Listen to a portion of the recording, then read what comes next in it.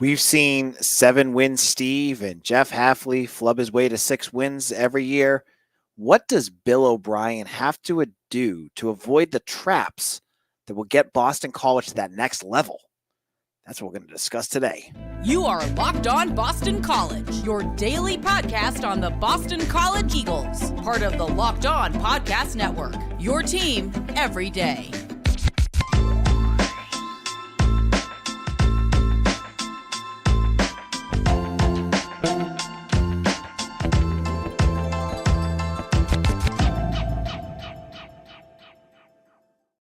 Hello, Boston College Nation. This is AJ Black, editor and publisher of Eagle Insider and the host of Locked On Boston College. Today's episode is brought to you by FanDuel. Make every moment more. New customers join today, and you'll get $150 in bonus bets if your first bet of $5 or more wins. Visit FanDuel.com/LockedOn to get started. So, again, we are in the Bill O'Brien era here at Boston College, and getting ready to find out what this new head coach can bring to the Eagles. We're looking at what he is capable of doing and wondering now today, what are some of the traps that he needs to avoid to prevent him from falling into the lulls that we saw under Jeff Hafley and Steve Addazio. Now, those lulls can be Lulz or lulls as Lulls because there's a little bit of both under both regimes, right? So today, I'm going to give you 3 reasons, 3 things, 3 traps Bill O'Brien has to avoid if he wants to take Boston College to that next level. Now, the first thing I want to bring up, and these are things that I think Hafley and Addazio struggled with. The first thing I want to bring up is situational football. Now, BC, Bud Elliott of 247 has a great analysis that he brings up that always brings up the blue chip recruits from some schools and how it compares to teams in the playoffs. And it's a very good correlation between the amount of talent that you bring in versus the amount of wins you're going to bring in. Clearly, Boston College isn't bringing in the talent that you see at Michigan, Ohio State, Clemson, Florida State, you name it, the Blue Bloods, they get it, right? So how can BC avoid that huge gap between the haves and the have-nots? And that is, you got to play excellent situational football. You can't make mistakes and give freedom to other teams. Now, under Addazio, I felt like Steve Addazio at times had no clue what situational football was. He was conservative to the max. You saw him punting all over the place when he could have gone for it and had a better chance if he used any sort of statistical analysis, but he didn't want to do that. It was always run, pass, punt. We remember that. That was only a couple years ago. And when you look at the overall philosophy of how he played his game, there were obviously areas he was good at. The offensive line was usually always good. But overall, the offensive scheme was lacking. The defense was inconsistent. It never mastered the small things. And I'm not asking for Boston. When I say this, I don't expect Bill O'Brien to have a top 10 offense and a top 10 defense. That's an unrealistic expectation. And honestly, if that's what you're thinking, you're going to be disappointed. What I'm saying is, when you're in the thick of things, does he do things that cost you games? Does the team do things that cost you games? Now, Jeff Hafley, I thought at times was better than Steve Addazio. I loved his 4th down approach where he was just going for it. The computers would always say go for it. And when you had an offensive line playing like they were doing and running backs like Kai Robichaux and Thomas Castellanos back there, you go for it on a 4th and 2 every time. Steve Addazio never would have done that. O'Brien's got to kind of have that similar philosophy, but there's other pieces too. Jeff Hafley this last season lacked a big win. He had it in his hands and he blew it. And that was against number 2 at the time, Florida State. Why did they blow that game? Was it because Florida State was playing better than them? They absolutely were not. It was because dumb penalties. What did they have? A school program high of 18 penalties. That's the kind of crap that Bill O'Brien needs to cut out. Jeff Hafley had moments like that, like little things that happened every day. My hope is that I thought that Steve Addazio was a better drill sergeant, if you will, than Jeff Hafley was. He could to command his troops better. He just was a crappy in-game coach. I want Bill O'Brien to bring that discipline that Addazio had, with the fearlessness, and I hate using that because I know a lot of folks rag on Hafley for it, but that's what he did. The Hafley had. So he's got to bring that situational stuff in. Like, you got to play to beat these teams. You can't play to. I remember there's a guy that covers BC that always uses a quote. When you play Clemson, you got to drag them into the fourth quarter. No. You don't need to drag them into the fourth quarter. You got to beat them. You got to be able to go out there and beat these teams. And when I look at what BC has done, what they need to do under O'Brien is they got to take it to that next level. They've got to be able, when they have those big moments, to not poop the bed, not to soil themselves. This is the moment where a good head coach can have his team ready to win those big games. And that's a trap, because if he doesn't have them ready, they're going to lose to Clemson. They're going to lose to Florida State. They're going to lose to Missouri. They're going to lose to Michigan State. I look at these games and I say to myself, what does BC have to do? And it's always, to me, the way the coaches have them prepared. That's piece one. In a moment, I have two more big traps that Bill O'Brien is going to have to avoid if he wants to be successful at Boston College. All right, FanDuel is got you covered during the NBA season. You got to check them out, because right now you're going to get buckets with your first bet on FanDuel, America's #1 sportsbook. America's #1 sportsbook is going to get new customers $150 in bonus bets with any winning $5 bet. That's $150 if your bet wins. Bet on all your favorite NBA players and teams. I'm all in on the Celtics, and I think they're just going to get better. So for me, parlay all day long with whatever Jason Tatum has for his point total. Whatever the over-under is, I'm going over, because I'm thinking the Celtics are always going to cover that. So you could make your bets too. Maybe you're not a Celtics fan. Maybe you like the Lakers. Maybe you like the Magic. Who knows who you like? Whatever it is, FanDuel's got you covered with customized bets that are easy to find and pay you out very quickly. So just visit FanDuel.com/lockedon to get your shot. With FanDuel, the official sportsbook partner of the NBA.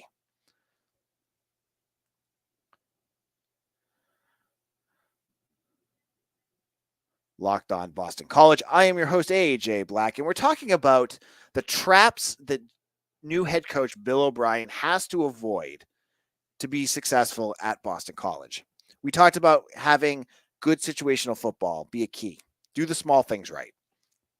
Next is figuring out what this team's identity is going to be in the recruiting and transfer portal. Because right now, you got to have, the way that college football is kind of 50-50. You got to be able to bring in your own guys, develop them, coach them up, but also hit the transfer portal hard to deal with those little gaps that you have. College football no longer is waiting for you to develop a complete team. You might have, if you were a fan of Boston College football back in 2007, you were like waiting for certain positions to develop, like whether it was BJ Raji or Mike McLaughlin to finish off that defense, or Matt Ryan to hit his peak. College football is on a much more accelerated path right now. You can't just wait every year for your guys to come up and then throw up freshmen and be like, okay, we're going to beat other teams, because other teams are already fixing their issues from previous years in the transfer portal. Now, Steve Addazio, for his credit, did not have to deal with a ton of that. He did do some moves in the transfer portal to hit guys quickly, like he got Patrick Tolles, and he brought in Zion Johnson. He did get guys here to fit some gaps. Jeff Hafley, on the other hand, was all over the place. He came in here and the quote that he used was, "I'm not going to live in the transfer portal," which was fine. But then when we saw what happened in 2022, when the offensive line could have used some life from the transfer portal, he learned his lesson quickly and pivoted fast.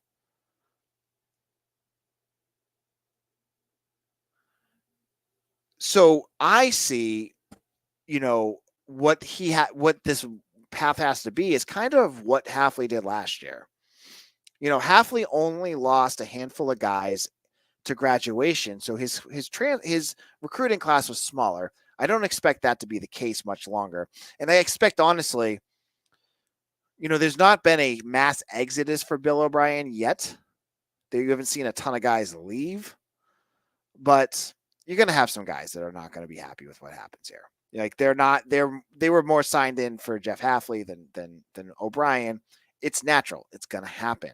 So I expect that Bill O'Brien will be able to get recruits and get transfers next year. But we need Bill O'Brien to figure out what his philosophy is day one.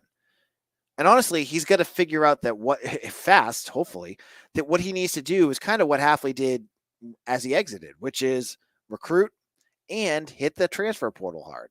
Because if he goes back, if my biggest nightmare with O'Brien is that he just goes in with the mind frame that we're going to develop and coach our guys up. Because if that's going to be the case, that's not going to be successful here. We saw it with Hafley.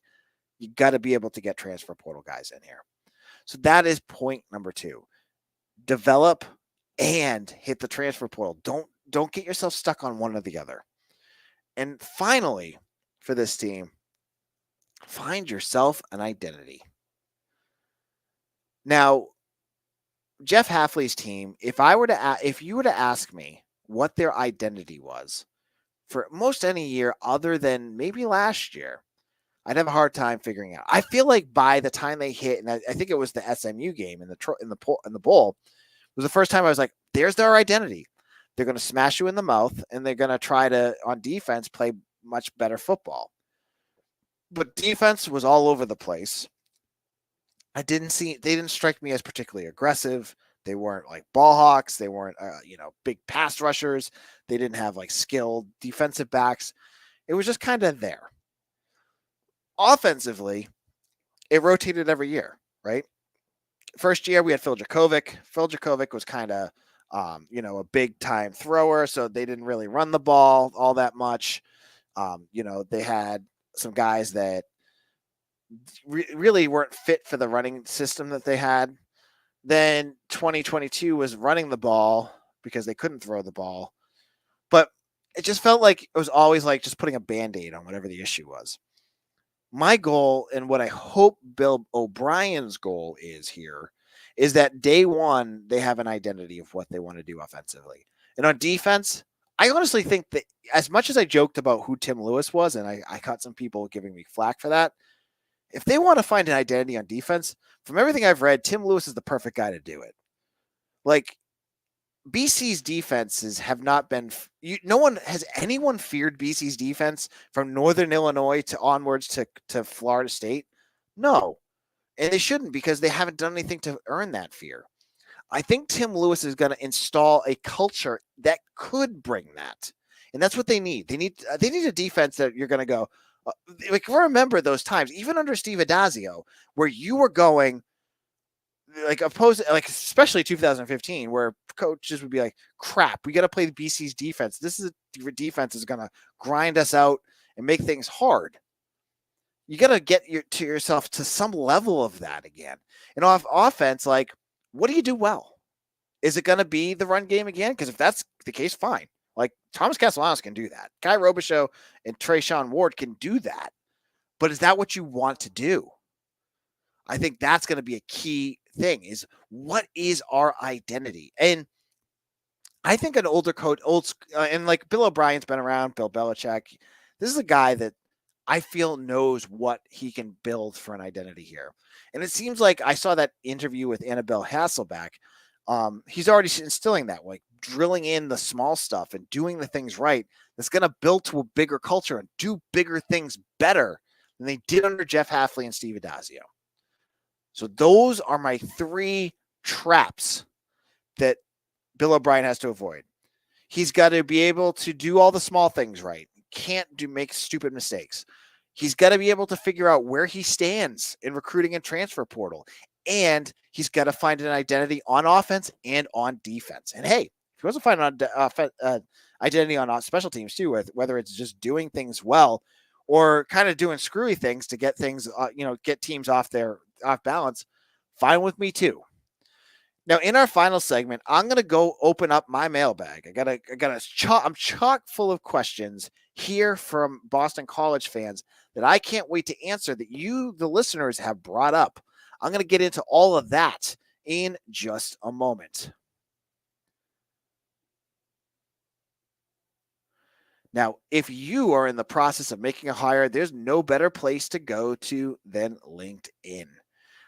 LinkedIn is going to give you quality professionals that are right for the role. And that's why you have to check out LinkedIn Jobs. LinkedIn Jobs has the tools to help you find the right professionals for your team faster and for free. LinkedIn isn't just another job board. LinkedIn has a vast network of more than 1 billion professionals, which makes it the best place to hire. It gives you access to professionals you can't find anywhere else. And LinkedIn does it all while making the process easy and intuitive.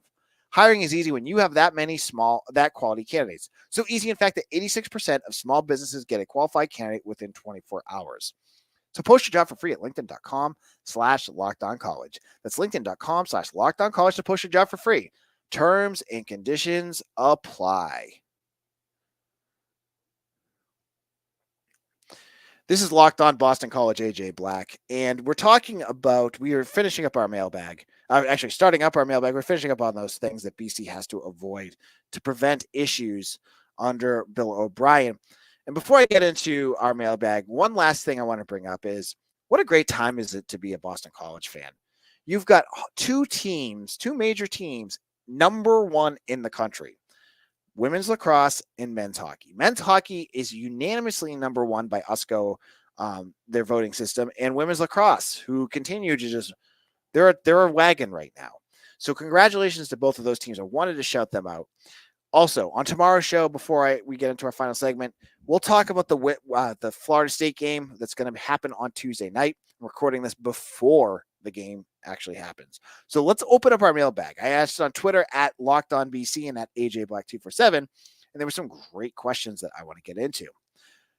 Boston College football fans, what are the chances that Bill O'Brien pulls a high-profile transfer quarterback in this shortened offseason, potentially creating a quarterback controversy competition before the season starts against Florida State? Great question. For this season, I would put the odds at very low. I don't see Bill O'Brien being able to bring in another transfer because remember, they just brought in Grayson James from FIU to be the backup. So they have 2 quarterbacks basically in. I've seen people joking with Arch Manning. That's not going to happen. But this year itself, I don't see it happening. Now, next year for the 2025 season, I think it'd be much more realistic that it could happen. I don't know, obviously there's a whole season and 365 days to find out what Thomas Castellanos does, but there's a chance that maybe next year he's not with this team. Maybe there's a chance that Bill O'Brien doesn't click with him. We don't know what could happen with Castellanos, so there's a chance that next year you could need a transfer quarterback. And at that point, I think Bill O'Brien could bring a big name in. Right now, no good transfer quarterback is going to come in with Thomas Castellanos installed already, and he's in a different spot than Emmett Morehead was the year before. Emmett Morehead played 4 games, and we were like, ooh, that's pretty cool. He's going to be the starter next year. Thomas Castellanos broke the team's rushing record. He ran for over 1,200 yards. He won games for this team. He's not going anywhere. He played a whole season. He's not. I'm telling you, he's as much as I thought Emmett Morehead was going to be the starter last year, and I was wrong.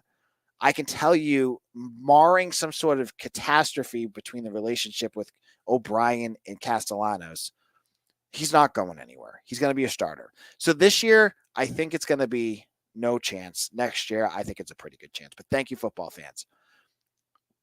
Then we have record prediction for the men's basketball team. Now, men's basketball is playing Florida State, and I love the look of what they have remaining on their schedule. They've only got a handful of games left. They've got what we got 1, 2, 3, 6 games left. Florida State, NC State, Virginia, Pitt, Miami, Louisville. Pitt, you get at home. Virginia, you get at home. Now, these next 2 games are huge because you're playing a Florida State team and an NC State team you should have beat the first time. Florida State and NC State are both beatable. And if you've got Mason Matson playing the way he's playing right now, you can beat both of these teams. So I look at Florida State. I think they're going to win. I think they'll beat NC State. I'm not on board of them beating Virginia because they're going to, nails and chalkboard defense them to death. Beat Pitt, probably lose to Miami at Miami and win against Louisville. So 4 more wins. That's what I'm going to give them. So 19-12 is what I got them at. Not bad, but just one short of that 20-win season. And I think that's what exactly kind of what we've been thinking about all year, right? Like you wanted 20 wins and you're looking back at the Loyola game, the Florida State game. There's been so many games where it's just like, you just missed that one big point to get over that hump. I feel like they're just going to be short of it this year. So thank you for that question. I think it was Bruce M that asked that on Twitter.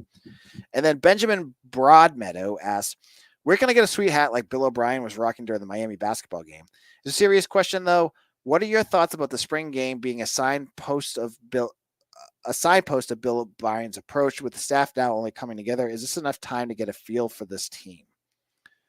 Now, it's funny. I go back to I'm really interested to see what O'Brien's perspective is on the spring game, because if you remember Jeff Hafley, even up to last year when they had a new offensive coordinator, what was his thought going into the spring game? I don't want to put anything on tape. I don't want to give anything away. I don't want to do anything exotic because if people see it, they're going to know what we're going to do. Blah, blah, blah, blah, blah. So he kept everything bland and vanilla. Will O'Brien do that same type of thing? I kind of think he will. I think O'Brien, as silly as Hafley sounded a little bit with that, I think he had a point. Like, these games are now on the ACC network. No one knows what Will Long's offense is going to look like with Bill O'Brien behind him. No one knows what Thomas Castellanos is going to do as the new, with a new offensive coordinator behind him. So I do think that the spring game is going to be pretty boring. I think there's no reason not to do, like, obviously Castellanos is like bread and butter is running the ball. You're not going to see him running at all. So it's going to be bland. Until BC steps on the field of Florida State, I don't think we're going to get a real good feel of what Bill O'Brien's offense is going to look like until that point. So great question, but I always take a grain of salt with these spring games because it's just a chance for them to practice in front of their fans again. And you really don't get anything from it. So I think that was our last question, and we'll head out from there. On tomorrow's show, again, I'll get over that Florida State game. We'll talk all about that. Anything new coming up with the football team, we'll talk about that as well. Thank you all for listening. This is AJ Black. Follow me on Twitter at AJBlack247 or on Eagle Insider. If you've not already signed up, there's free accounts, there's pay accounts. You can choose what you want. I'd love to see you be a VIP member. Head on over there right now. We've got a ton of stuff with baseball, football, basketball, hockey. Anything you want, we've got it. We've got expert analysis that goes beyond the box scores. If you want to know more than what just happened in the game and hear what went well, what players stood out, everything in between, I've got a group of analysts that you're not going to find anywhere else. No matter what anyone else says, we have the best here at Eagle Insider. Thank you all so much for listening. This is AJ Black, and we'll see you all again tomorrow for another episode of Locked On Boston College, your team every day.